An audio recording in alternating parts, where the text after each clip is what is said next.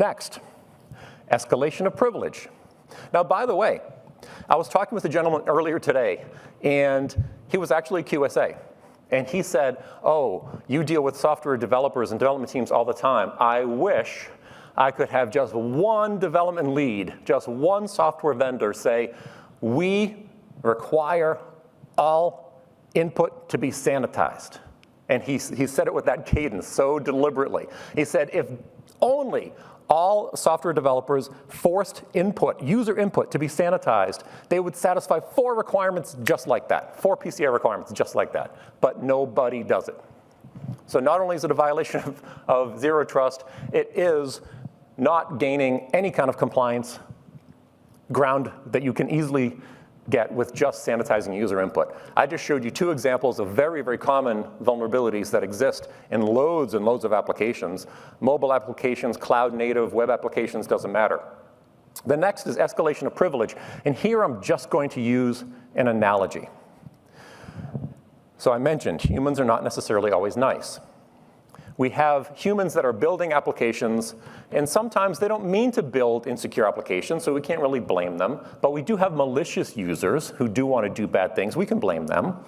Some people want to put their end users, their customers in that latter group. I don't subscribe to that, but some humans want to do nasty things. So for example, I want in this beautiful, beautiful looking house on the left, and I can't get in there.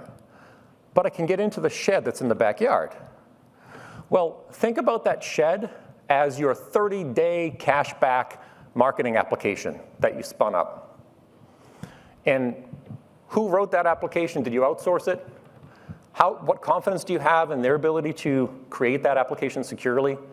Did you configure it securely? Did you take it down after 30 days? Is it still up there? Is it part of shadow IT? This is what attackers look for. They look for low-risk applications like this shed.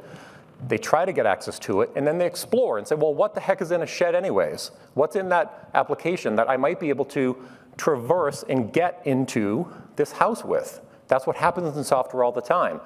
An attacker will exploit that marketing application and then use that to get access to another more valuable application.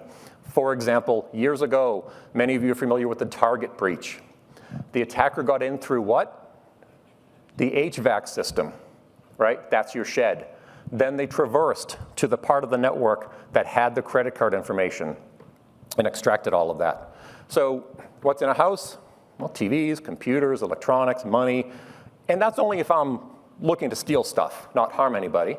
And then what's in a shed?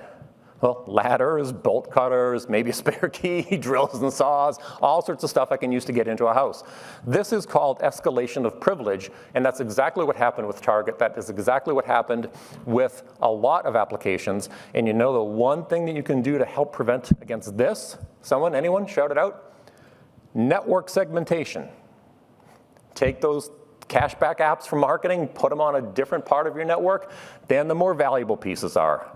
Network segmentation, everyone does proper network segmentation, right? Everybody?